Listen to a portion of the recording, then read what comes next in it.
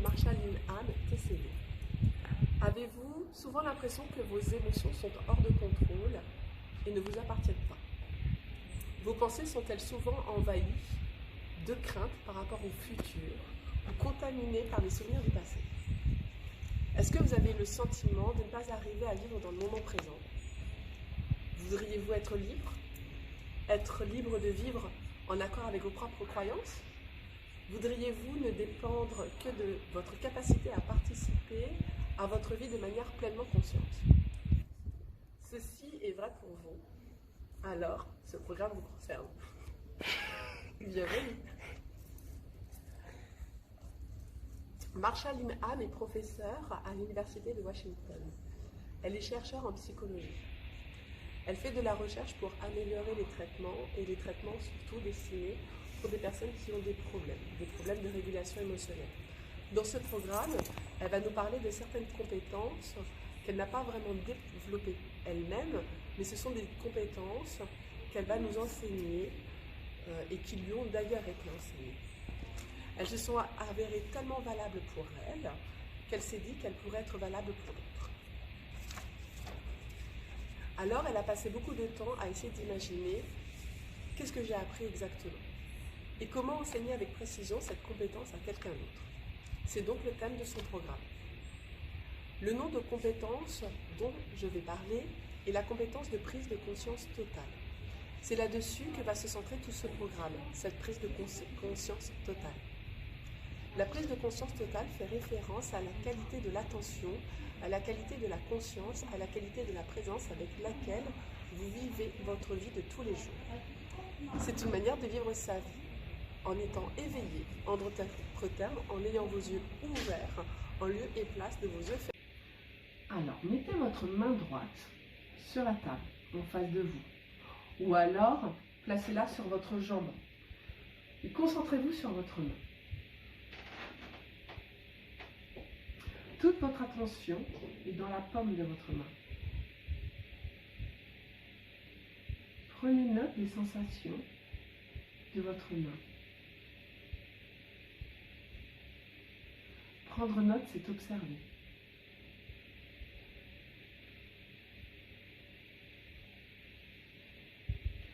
Permettez-moi maintenant de vous demander quelque chose.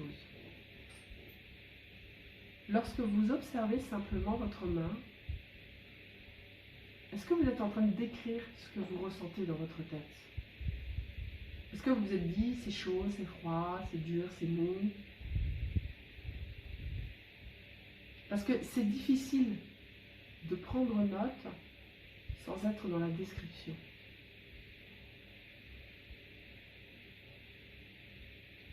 Si vous pratiquez l'observation, vous constaterez que le temps passant, vous allez devenir de plus en plus calme et vous aurez appris en fait à observer les choses sans vous dépêcher de les commenter.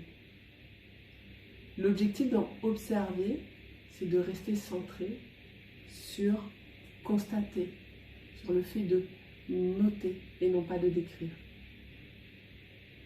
Vous pouvez observer les choses qui sont à l'extérieur de vous ou observer des choses qui sont à l'intérieur de vous. Si vous voulez être pleinement conscient, vous devez regarder à l'intérieur et à l'extérieur, en ne faisant qu'une seule chose à la fois.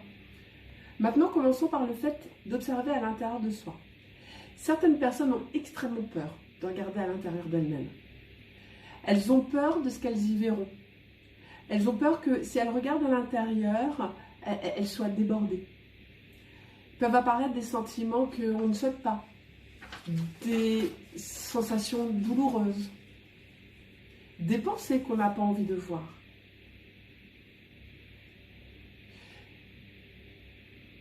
Si cela vous correspond, alors c'est pas par là que vous devez commencer. Vous commencerez par observer des choses à l'extérieur. Ça ne veut pas dire qu'au fur et à mesure, vous n'irez pas regarder à l'intérieur de vous, non. Ça veut juste dire qu'on va commencer à l'extérieur et progressivement venir à l'intérieur, par la suite. Pour d'autres personnes, regarder à l'intérieur d'eux-mêmes, c'est ce qu'ils ont toujours fait.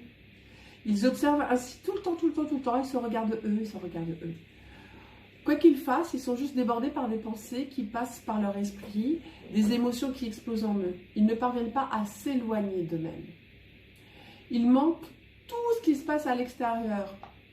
Ce sont des personnes qui devront développer l'observation de l'extérieur. Je vous propose un exercice. Premièrement, regardez simplement votre écran. Cet écran-là. Si vous regardez mon image, vous allez remarquer que je vais disparaître.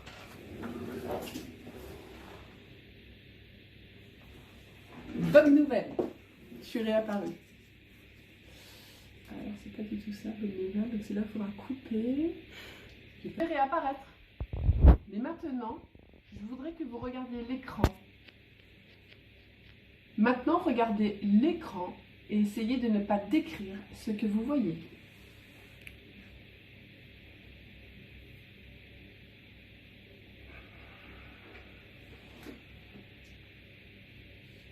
Essayons un autre exercice. Cette fois, nous allons essayer d'écouter des sons. La consigne de base est de ne pas fermer vos yeux. Pourquoi être pleinement conscient si vos yeux sont fermés? Ce n'est pas tellement utile. Vous allez apprendre à être pleinement conscient avec vos yeux ouverts. Mais si vous pratiquez cela avec les yeux ouverts, vous ne voudrez pas être perturbé par tout ce qui se passe autour de vous. Alors, cherchez donc un point sur lequel fixer votre regard. Cherchez quelque chose à regarder. Regardez devant vous, quelque chose qui est posé devant vous. Ce que vous regardez ne fait aucune différence. La plupart des gens ferment un petit peu plus les yeux. Je ne le fais pas car en fermant mes yeux, ne serait-ce qu'un peu, je me ferme d'une autre façon. Donc, trouvez une place pour vos yeux et ensuite, portez votre attention sur ce que vous entendez. Écoutez simplement.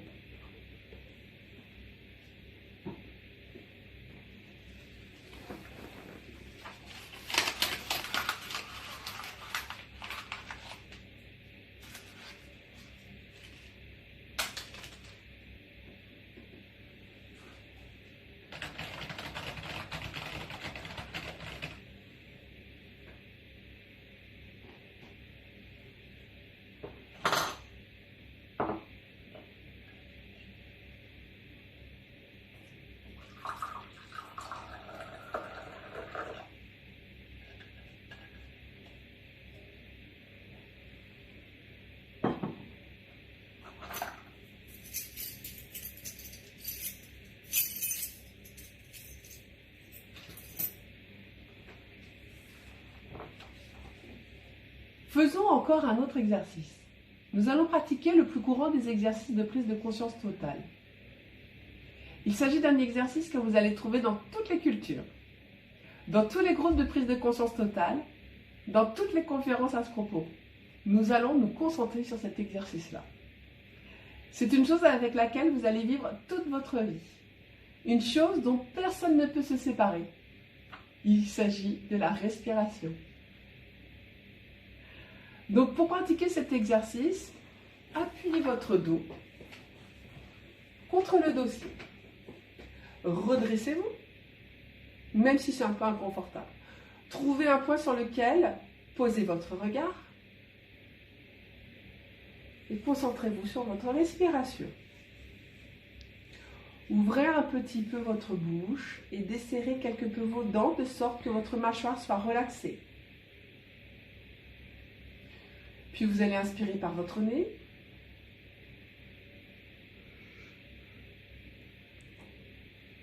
Maintenant, prenez simplement note de la respiration qui entre en vous, de l'air qui monte dans vos narines, qui descend maintenant dans votre gorge et constatez que votre poitrine se soulève. Essayez d'inspirer profondément. Prenez note de l'air qui entre, qui descend le long de votre gorge, gonfle votre poitrine et ressort. Expirez, expirez par votre nez. Faites-le lentement, pas trop vite. Essayez de pratiquer cette respiration 2 fois d'affilée. Inspirez, suivez le mouvement de l'air et expirez. Prenez simplement note. Portez votre attention sur ce qui se passe. Êtes-vous capable de faire cela? C'est ça d'observer. Observer sa respiration. Ce n'est pas si compliqué. La plupart des gens, lorsqu'ils commencent à pratiquer l'observation, constatent rapidement qu'ils ne viennent pas à observer pendant longtemps. Ils s'échappent avec leur esprit. Ou alors, lorsqu'ils sont en train d'observer quelque chose, ils commencent à penser à autre chose. Je vais vous donner une astuce. À la minute où quelque chose d'autre vous vient à l'esprit, observez-le, prenez-en note.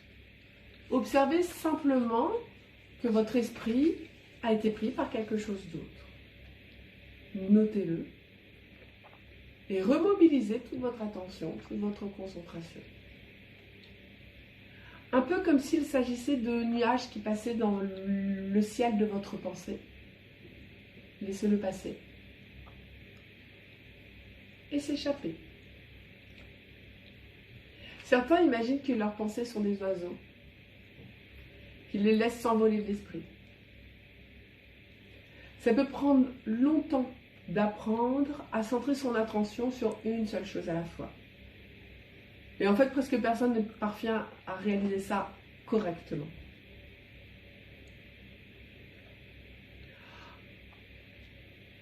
En fait, ça vient du travail du cerveau qui consiste à générer tout le temps des pensées. Le travail du cerveau, son but, c'est de comprendre les sensations et les émotions. De ce fait, cela n'arrivera probablement jamais que vous parveniez à n'observer qu'une seule chose à la fois, sans que rien d'autre ne vous passe par l'esprit. Dès lors, vous n'allez pas vous faire du souci avec ça. L'objectif n'est pas que rien ne passe dans votre cerveau. Le souci est de ne faire qu'une seule chose à la fois et de laisser filer. Vous n'avez pas à chercher à le faire ou à ne pas le faire, parce que si vous exigez de ne pas penser, qu'est-ce qui va se passer? Surtout, ne pensez pas à un éléphant rose. Et bien en fait, les émotions surviennent comme la frustration, ou de la colère, ou de la peur, ou de l'inquiétude. Même du découragement, voire du désespoir. En fait, il faudra en prendre note de tout cela. Ça fait à nouveau beaucoup trop d'informations qui viennent dans votre cerveau. Quoi qu'il se passe, le secret de cette pratique est de prendre note, d'observer quoi qu'il arrive. Essayez ensuite de recentrer votre attention vers ce que vous observiez au départ. Peut-être que vous êtes en train de vous dire pause. Je n'ai jamais centré mon attention sur une seule chose pendant toute ma vie.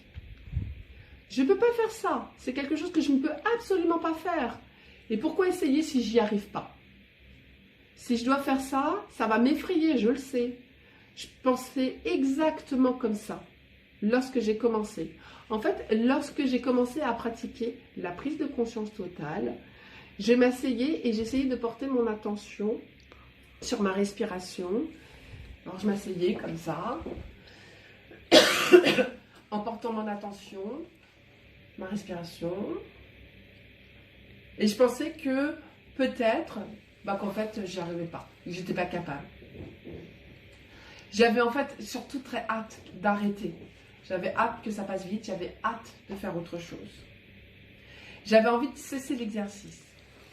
Alors ce que je faisais, je trouvais des raisons pour cesser l'exercice. Ça n'allait pas plus loin. Si le besoin d'arrêter l'exercice se faisait sentir, j'arrêtais. Ça m'a pris des années pour concevoir que je pouvais juste m'asseoir, attendre que l'envie d'arrêter passe et prendre note que j'avais eu besoin d'arrêter l'exercice.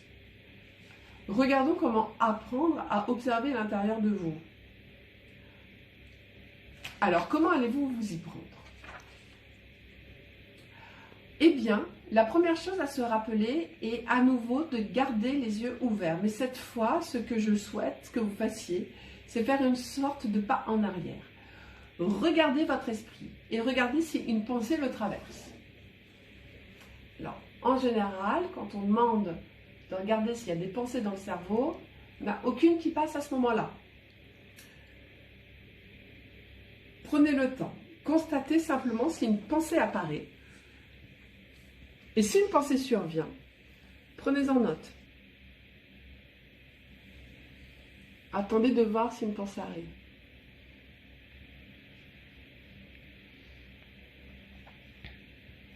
Vous pouvez faire partie de ces gens qui ont des milliers de pensées qui viennent dans leurs esprits. Vous pouvez être quelqu'un qui pense lentement. Peu importe quel type de personne vous êtes, prenez note des pensées qui traversent votre esprit. Maintenant, il est possible que vous vous disiez « je ne le fais pas ». Vous faites peut-être partie de ces gens qui pensent que quoi que ce soit qui se passe dans leur esprit, ils ne vont pas aimer ce qu'ils vont voir. Peut-être que vous aurez des pensées effrayantes. De sorte que vous vous direz « oh là là, je préfère pas penser à tout ça ». Tôt ou tard, vous allez devoir regarder à l'intérieur de vous. Nous le faisons tous. C'est une de ces choses auxquelles nous pouvons échapper. Ainsi, c'est une bonne manière de s'exercer et d'apprendre à le faire. Peut-être que vous pensez, si je regarde mes pensées, je vais en trouver beaucoup trop. Donc je vais d'abord me débarrasser de mes pensées et je vais mettre toutes mes pensées à plat. Ensuite, j'observerai mon esprit. Mais en fait, ça ne va pas fonctionner. En fait, si vous essayez de faire en sorte qu'une pensée vous obsède, c'est ce qu'il faut faire. Il faut essayer de ne pas y penser, c'est comme ça que ça va devenir obsédant. Essayez d'éliminer une pensée et elle va revenir. Si vous voulez qu'une pensée s'en aille, cela résonne comme un état de fait, et c'est un fait. Si vous voulez perdre une pensée, il faut l'observer. Juste de prendre note, d'observer votre pensée, en ne faisant rien d'autre que d'observer votre pensée, et vous allez être surpris. C'est miraculeux. La pensée va s'échapper. Vas-y. Vous savez, les pensées, les sensations, les sentiments, les émotions, vous pouvez les considérer comme les wagons d'un train. Pratiquer la prise de conscience totale, c'est un peu comme s'asseoir en haut d'une colline, avec devant nous une voie de chemin de fer, et de regarder les wagons du train qui passent. Et un wagon représente une pensée, un autre une émotion, une autre une sensation physiologique. Regardez simplement le train. Regardez le passé comme s'il défilait. Le secret est de ne pas monter dans le train. Par exemple, là, si j'étais en haut de ma colline, j'ai une sensation physique et une perception auditive. J'ai à nouveau un wagon perception auditive. J'ai une pensée. J'ai un petit wagon émotion là qui vient de passer. Vous savez, parfois, lorsque la pensée traverse, vous pouvez vous mettre à penser « Qu'est-ce qui s'est passé là ?» Ça, c'est monter dans le train. L'objectif est de ne pas monter. La meilleure raison pour pratiquer l'observation est que cela vous ressente sur le moment présent. C'est particulièrement utile si vous avez de la peine à déconnecter votre esprit du passé ou à le déconnecter du futur. Les pensées relatives au passé ne font que vous rendre dingue. Et les pensées relatives au futur interfèrent avec votre vie actuelle. Essayez uniquement d'observer. Vous pouvez tout observer. Observez-vous en train de marcher au lieu de vous imaginer en train de marcher. Marchez simplement et observez-vous. La plupart des gens vivent leur vie comme s'ils avaient les yeux fermés. Une bonne partie du temps. Vous savez, la vie, c'est un peu comme marcher dans une pièce, plongée dans l'obscurité, dans laquelle il y aurait toute une série de meubles que vous devez traverser de bout à l'autre.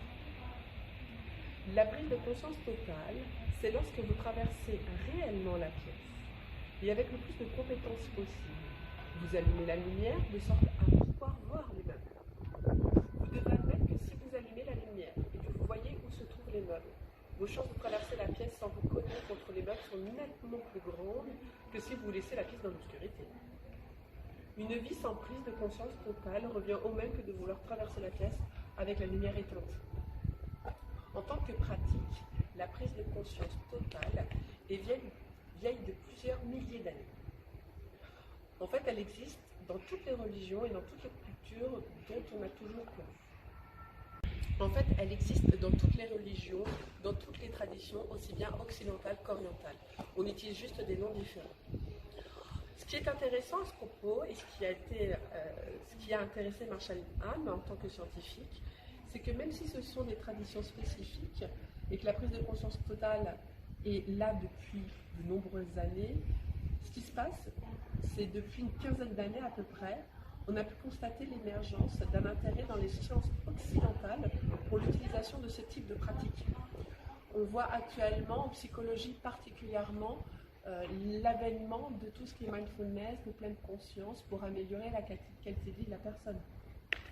Ce qu'il y a de bien par rapport à ça, c'est que vous trouvez en observant ces traditions spécifiques et les sciences dites occidentales, c'est qu'elles commencent à dire finalement la même chose. Il y a une forme de communauté de pensée. On va parler dans le programme de la compréhension que nous apportent du coup ces traditions orientales et occidentales et la compréhension que nous apportent les sciences occidentales. Donc quelles sont ces compétences de prise de conscience totale? Il en existe deux sortes. Il y a ce que vous faites, mais il y a aussi la manière dont vous le faites. Dans chaque catégorie, et dans la catégorie de ce que vous faites, il y a l'observation, la description et la participation. Ce que je vais vous demander de vous rappeler par rapport à la nature des compétences, c'est que lorsque vous faites quelque chose, vous ne pouvez faire qu'une seule chose à la fois. Et surtout si vous voulez en être pleinement conscient. Être pleinement conscient, c'est tout d'abord ne faire qu'une chose à la fois. Nous allons donc nous concentrer maintenant sur 3 types de compétences. Nous en réaliserons toujours une seule à la fois. Vous allez pratiquer en même temps que moi au fur et à mesure et vous essayerez de ne faire qu'une seule chose à la fois. D'ailleurs, en ce moment, combien de choses êtes-vous en train de faire? Est-ce que vous avez un bout de papier avec vous pour prendre des notes? Si tel n'est pas le cas, vous n'allez pas vous lever pour le faire pendant que je suis en train de parler. Cela reviendrait à faire 2 choses en même temps. Alors, levez-vous, mettez ce programme sur pause, allez chercher une feuille de papier, prenez un stylo et revenez que lorsque vous êtes prêt.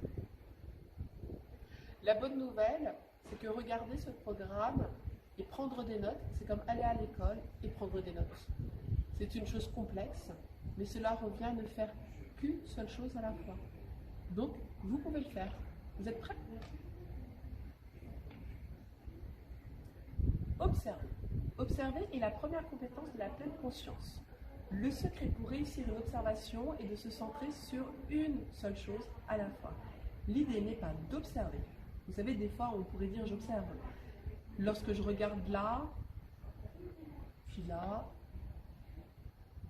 je regarde encore par là, en fait, j'observe tout ce qu'il y a autour de moi. C'est fabuleux. C'est tout à fait correct d'agir ainsi. Je ne suis pas du tout en train de vous dire de ne pas le faire. La seule chose que je suis en train de vous dire, c'est que ce n'est pas une observation pleinement consciente. L'observation faite de manière pleinement consciente implique que vous mainteniez votre esprit centré sur la même chose.